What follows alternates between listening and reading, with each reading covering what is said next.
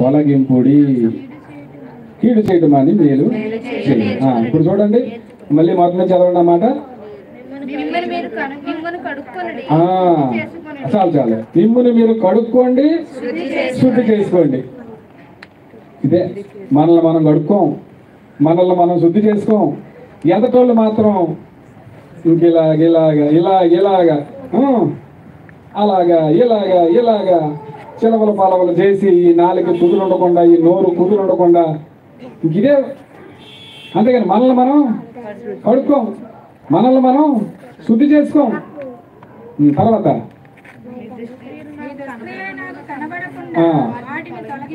చాలు. మీ దుష్క్రియలు నాకు కనబడకుండా వాటిని తొలగించుకోండి. మన హృదయాన్ని పరిశీలించుకోవాలి. దేవునికి ఆయాసకరమైనది ఏమన్నా మనలో ఉందేమో అది తొలగించుకోవాలి. మనం తొలగించుకుంటే అప్పుడు సమాధానం పొందుకుంటాం. తర్వాత అది కీడు చేయడం మానేయాలి, మేలు చేయడం నేర్చుకోవాలా.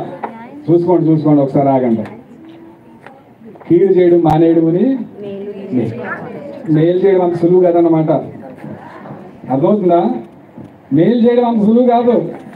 నేర్చుకోవాలా. మేలు చేయాలంటే నేర్చుకోవాలా, సాధకం చేయాలా. ఎందుకంటే అంతలాగా ఆ మాట మనం మర్చిపోయాం. మనం ఇతరులకు మేలు చేయడం లేదంటే మేలుగా ఉండడం అనేది మర్చిపోయాం అన్నమాట. మేలు నేర్చుకొనుడి.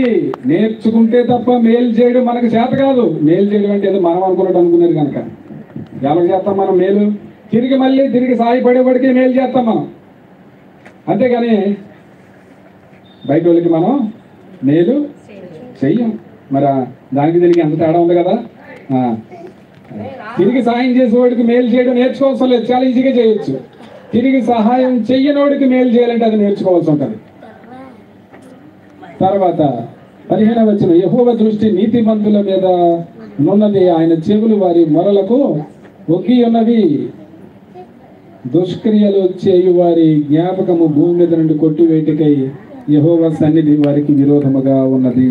దేవుని సన్నిధికి వస్తున్నాం, దేని యందు భయభక్తులు కలిగి ఉన్నామని మనం అనుకుంటున్నాం. కానీ దుష్క్రియలు కానీ మనలో ఉంటే దేవుడి సన్నిధి మనకి విరోధంగా ఉంటుందంట. అర్థమైంది ఈ మాట? ఏ దేవుడి సన్నిధికి మనం వెళ్తున్నామో ఆ దేవుడి సన్నిధి మనకే విరోధంగా ఉంటుందంటే ఎప్పుడు? మనలో దుష్క్రియలు ఉన్నప్పుడు.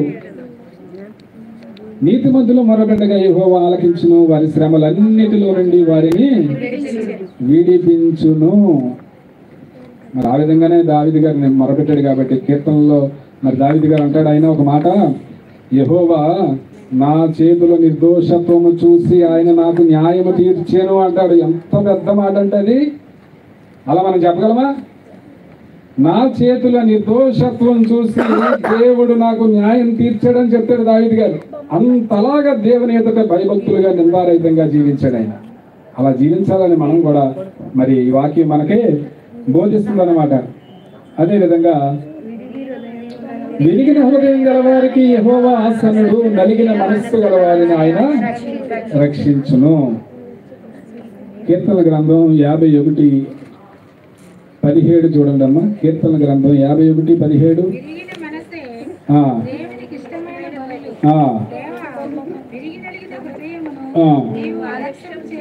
చాలు. విరిగి నలిగిన హృదయం అయితే దేవుడు అలక్ష్యం చేయడానికి, అంటే నిర్లక్ష్యం చేయడని అర్థం. మనం విరిగి నలిగినటువంటి హృదయం కలిగిన స్థితిలో మనం ఉంటే నిర్లక్ష్యం చేయడు. మన ప్రార్థనకి వెంటనే జవాబు దయచేస్తాడు అన్నమాట. ఆ స్థితిలో ఉంటేనే మనం దేవుని మీద ఆధారపడతాం. విరిగి నలిగిన స్థితిలో మనం ఉండకపోతే దేవుని మీద ఆధారపడం. కొంతమంది చెప్తారు సామెతలాగా, ఎవడన్నా దేవుడు తెలుసుకోవాలంటేనంట ఓయ్ కుదరమండి, ఒంట్లో జబ్బన్నా రావాలంట, జేబులో డబ్బులంట పోవాలంట. అలాగైతే కానీ దేవుడితో రాడట. అది లోకంలో చెప్పే సామెత అన్నమాట. కాబట్టి విరిగి నలిగిన హృదయాన్ని దేవుడు అలక్ష్యం చేయడు, నిర్లక్ష్యం చేయడు అనమాట. అదేవిధంగా యెషయా గ్రంథం 57:15. యెషయా గ్రంథం 57:15.